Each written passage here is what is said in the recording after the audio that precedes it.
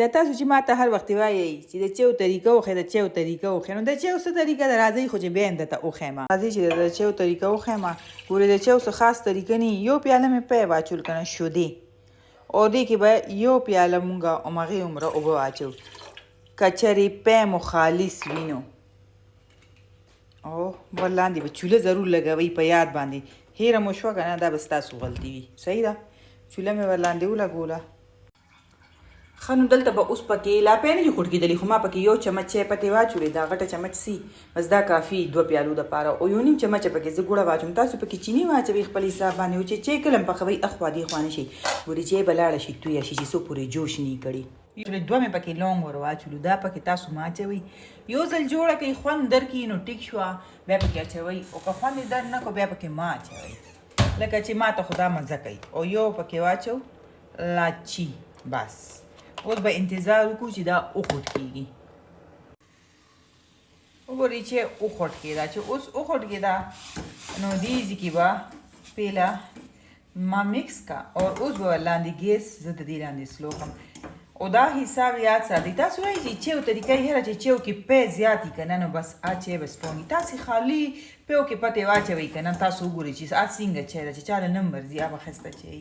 نو د چیو هېڅ طریقه نه ده بس نیم پی او نیم اوبه او که چېرته د هغې پی مو ښه خالص پی خیر بیا پکې 2 پیالې اوبه اچولی شي یو پیاله پی او چې پی مو پوره بېکاره وي بیا خو پکې بیخي زه اوبه اړو اچوئ ما پکې بس پتې ور واچوئ نو زموږ دا علاقې کې چې کوم دا یو پی دي دا نارمل دي که نه دا ډېر ښه هم نه دي او دا بېکار هم نه دي خو بنسبتا د نورو دوکاندارونو نه د پی ښه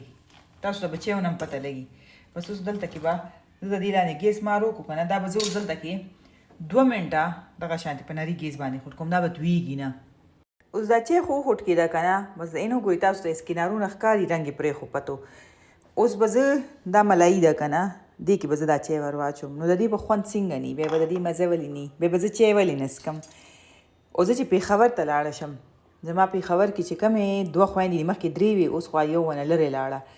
نو دواړه ماله چې چای پخه کړي نو ماله پې پاسه پیو باندې ملایي واچي او خلاصو پیو کې خالص پتې پکې واچي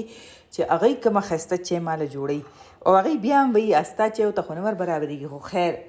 د هغې چایو کې چې کومه مینه وي دا چې چای څوک تاسو له مینې سره جوړه کړي ډېره غټه خبره وي او چې څوک ځان د نه خلاص کړي دا ورکوټو پیالو کې که نه لکه دوی مجبورۍ نه اوس کم ګورې خوند نه راکوي چای داسې خوند راکوي چې پیو کې پتې واچېږي او خالص پیو والا چای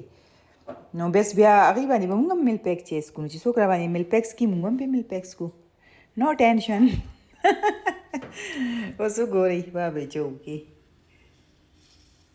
ښه چای زه نه چاڼ کوم که تاسو یې چاڼ کوئ ستاسو مسله ده زه چای نه چاڼ کوم نو دا وګورئ دا ورکوټې اوس 2 پیالې چای پخه شوه او چې غټه ده دا کپ خو تاسو ته ښکاري دا غټ کپ دی که نه نو دا یو پیالې چای پخه شوه نو طریقه مې څنګه وه ښه وه که نه وه بیا راته اوس کمنټس کې ووایئ او چای هم پخه هم کوي